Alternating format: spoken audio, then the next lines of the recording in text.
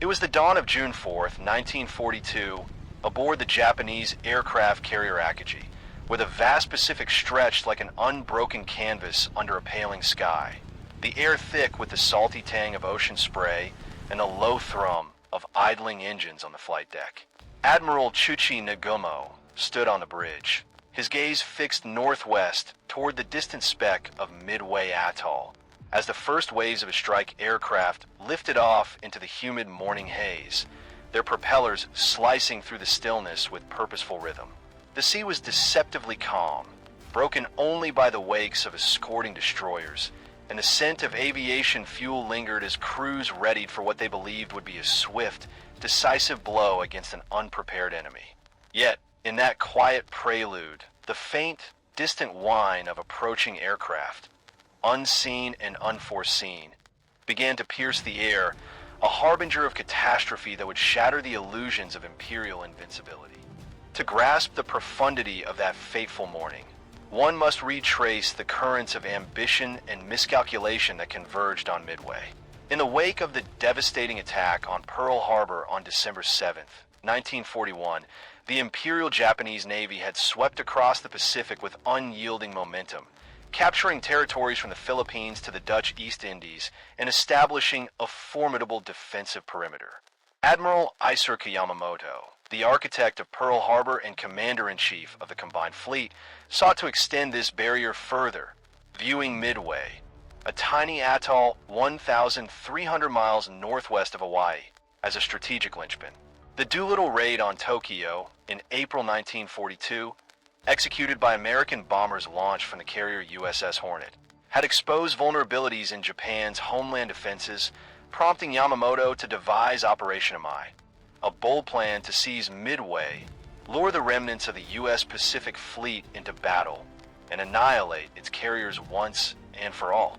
This operation was conceived as the decisive confrontation that would secure Japanese dominance in the Pacific, allowing unchallenged advances toward Hawaii, Fiji, and Samoa.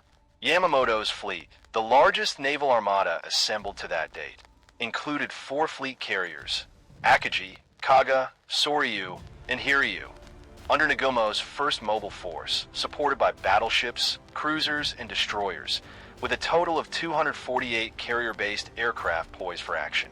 Yet, unbeknownst to the Japanese, American cryptographers at Station HYPO in Pearl Harbor, led by Commander Joseph Rockefort, had penetrated the Gen 25 naval code, revealing the operation's details, including the target and timeline. Admiral Chester Nimitz, commander of the U.S. Pacific Fleet, positioned his 3 carriers, Enterprise, Hornet, and a hastily repaired Yorktown, northeast of Midway, ready to spring an ambush that would invert the aggressor's advantage.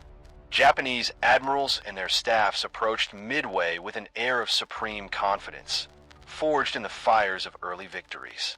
They anticipated a fragmented American response, hampered by the losses at Pearl Harbor and the recent Battle of the Coral Sea, where the carrier Lexington had been sunk and Yorktown presumed crippled beyond quick repair. Nagumo's force expected to bombard Midway's defenses unchallenged, drawing out whatever U.S. carriers remained for systematic destruction. Intelligence estimates suggested the Americans possessed at most 2 operational carriers in the Pacific, inferior in experience to the battle-hardened Kido Butai, the mobile force that had ravaged Pearl Harbor. Yamamoto himself had warned of America's potential in broader terms, reportedly reflecting after Pearl Harbor, "I fear all we have done is to awaken a sleeping giant and fill him with a terrible resolve," a sentiment that underscored his awareness of U.S. industrial might, but did little to temper the operational optimism at Midway. The Japanese plan relied on surprise, with reconnaissance float planes from cruisers like Tone tasked to scout ahead, but inadequate coverage. Only 7 planes for a vast search area, and delays in launches left critical blind spots. In contrast, the reality that unfolded was a meticulously orchestrated American trap. U.S. PBY Catalina flying boats from Midway spotted Nagumo's fleet at 5:34 a.m., and by 7 a.m., dive bombers from Enterprise and Yorktown were vectoring toward the Japanese carriers, exploiting the intelligence windfall that allowed Nimitz to predict the attack's bearing and timing with eerie precision. From the northwest at 325 degrees, approximately 175 miles distant. The emotional chasm between expectation and experience widened as the battle ignited. Japanese crews accustomed to dictating terms in aerial engagements watched in mounting disbelief as uncoordinated but persistent American attacks from Midway-based aircraft. B-17 Flying Fortresses, B-26 Marauders, and TBF Avengers harried their formation from early morning. These strikes inflicted minimal damage but forced Nagumo into a fateful dilemma. His planes, returning from the initial Midway raid, led by Lieutenant Joichi Tominaga, needed rearming for a second land attack. Yet reconnaissance reports from Tone's No. 4 float plane at 7:20 a.m. hinted an enemy surface force, later confirmed to include carrier. Nagumo vacillated, ordering rearmament shifts from torpedoes to bombs and back, leaving his decks cluttered with fueled aircraft and ordnance, a vulnerability born of overconfidence in their undetected approach. What they encountered instead was the scream of American SBD Dauntless dive bombers descending from high altitude, their sirens wailing like a clarion of retribution, catching the carriers at their most exposed. Mitsuo Fukuda, an air officer aboard Akagi, later recounted the horror. A lookout screamed, "Hell divers!" I looked up to see 3 black enemy planes plummeting towards our ship. Some of our machine guns managed to fire a few frantic bursts at them, but it was too late. The plump silhouettes of the American Dauntless dive bombers quickly grew larger, and then a number of black objects suddenly floated eerily from their wings. In mere minutes around 10:25 a.m., bombs struck Akagi, Kaga, and Soryu, igniting infernos amid the aviation fuel and explosives. This scream of the dive bombers became the recurring auditory emblem of American resolve, a sound that echoed the boundless ingenuity and democratic spirit of a nation mobilizing its resources without the constraints of autocratic decree. Born from the assembly lines of Douglas aircraft in California, where workers and free unions crafted these machines en masse, the Dauntless descent whale symbolized not just tactical surprise, but the awakening abundance of a society where innovation flowed from liberty, overwhelming the rigid hierarchies of the Axis. Historical records illuminate the carnage with unflinching detail. At 10:22 a.m., Lieutenant Commander Clarence Wade McCluskey's squadron from Enterprise located Nagumo's force after a fortuitous sighting of the destroyer Ayrshire, leading them to the carriers.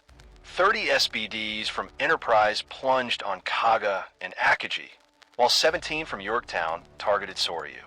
Kaga absorbed 4 bombs, her deck erupting in flames that consumed 800 men. She sank at 7:25 p.m. after explosions tore her apart. Akagi, flagship of the Kido Butai, was hit by 2 bombs near her midships elevator, igniting fires that forced abandonment at 4:25 p.m. She was scuttled by torpedoes from her own destroyers at 5 a.m. the next day. Soryu suffered 3 hits, her hangars ablaze, sinking at 7:13 p.m. with 711 souls lost. Ryanosuke Kisaka, chief of staff on Akagi, described the scene: a terrific fire, bodies all over the place. Planes stood tail up, belching livid flames and jet black smoke, making it impossible to bring the fires under control. Hiryu, the sole surviving carrier, launched retaliatory strikes that crippled Yorktown with bombs and torpedoes, but by afternoon, dive bombers from Enterprise found her, delivering 4 hits that led to her abandonment and sinking at 9 a.m. on June 5th. Japanese losses totaled 4 carriers, 1 heavy cruiser, Mikuma, sunk on June 6th by further attacks, 248 aircraft, and 3,057 dead, including irreplaceable veteran pilots and mechanics. American casualties were lighter. Yorktown sunk on June 7th by a Japanese submarine after salvage attempts failed, 1 destroyer, Hammond, 150 aircraft, and 307 killed. The transformation in Japanese perception was swift and shattering, eroding the myth of invincibility that had sustained their expansionist ideology. Nagumo's action report, dated June 15, 1942, detailed the misjudgments, inadequate reconnaissance, the fatal delay in rearming, and the underestimation of American carrier presence, believed to be absent until Tone's belated sighting. Yamamoto, aboard the battleship Yamato far to the west, received news of the disasters in stunned silence, ordering a withdrawal at 2:55 a.m. on June 5th to avoid further losses, canceling the Midway invasion. Post-battle interrogations revealed the horror. Captain Yasumi Toyama noted the surprise as complete, leading to chaos aboard the carriers. The defeat was concealed from the Japanese public, announced as a victory, with wounded sailors quarantined and ship's crews dispersed to obscure the scale. Ideologically, it forced a reckoning. The loss of 110 skilled pilots, 40% of the carrier aircrews, could not be replaced amid America's surging production, which would yield dozens of new carriers while Japan struggled to build a handful. The scream of those dive bombers, recurring in survivors' nightmares, marked the pivot from offensive juggernaut to defensive attrition as Japan adopted a perimeter holding strategy, vulnerable to Allied island hopping. Delving deeper into the prelude, Yamamoto's plan dispersed forces across vast distances. The Aleutian diversion under Vice Admiral Boshiro Hosogaya drew American attention northward, while Nagumo's carriers approached Midway from the northwest, and the occupation force under Vice Admiral Nobite Kondo trailed from the southwest. This complexity, intended to confuse, instead isolated the carriers from Yamamoto's main battleship force, preventing mutual support. Training deficiencies compounded the issues. Nagumo's report lamented poor torpedo accuracy, inadequate bombing drills, and minimal night flying experience among replacements. On the American side, Nimitz's gamble rested on Rockefeller's codebreakers, who in May confirmed Midway as AF through a clever ruse. A false radio message about Midway's water shortage, echoed in intercepted Japanese traffic. Edwin Layton, Nimitz's intelligence officer, briefed the staff on May 27th with the precise prediction that proved uncannily accurate. The U.S. carriers, under Rear Admiral Raymond Spruance on Enterprise and Hornet, Task Force 16, and Rear Admiral Frank Jack Fletcher on Yorktown, Task Force 17, totaled 233 aircraft, including the rugged F-4F Wildcats that employed the innovative thatch weave tactic to counter Zero fighters. As the battle unfolded, the scream of the Dauntless resounded again in Hiryu's final moments. At 5 p.m. on June 4th, 24 SBDs from Enterprise and Orphan Yorktown planes dove on her, their wail preceding bombs that pierced her flight deck, igniting hangars stocked with 18 Vals and 6 Zeros. Crews abandoned ship amid banzai cheers, as noted in Nagumo's report, but the loss sealed the fleet's retreat. Yamamoto's desperate night surface attack order was rescinded when distance proved insurmountable. His battleships, Haruna, Kirishima, and others, never firing a shot.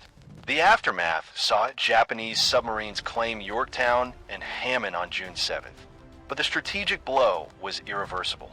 Intelligence failures loomed large. A June 2nd Tokyo assessment warning of U.S. awareness reached Yamamoto, but not Nagumo, due to radio issues and reluctance to break silence.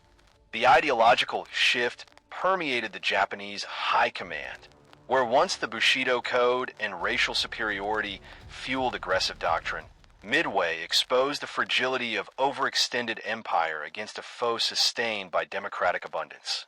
New procedures for deck operations and firefighting were implemented, but the pilot shortage led to rushed training, diminishing quality as seen in later battles like the Philippine Sea. Nagumo retained command briefly, but was reassigned. Yamamoto bore the weight, assassinated a year later in Operation Vengeance. The scream of those bombers, symbolizing the unfettered creativity of free peoples, echoed in every subsequent engagement, from Guadalcanal onward, where U.S. industrial output, producing 17 fleet carriers by war's end, overwhelmed Japan's scant replacements. In the hushed epilogue of that Pacific crucible, as the waves closed over the sunken hulks and the scream of the dive bombers faded into legend, a profound truth surfaced like the dawn after storm. That piercing sound, wrought from the forges of liberty, bespoke not mere victory, but the inexorable power of abundance born from democracy, where individuals, unbound by tyranny, harnessed innovation to defend freedom's expanse. It whispered that empires built on conquest yield before the resolute tide of self-determination, a lesson carved in the waters of Midway, enduring as a beacon for generations that the spirit of a free nation, once roused, turns the tide of history irrevocably.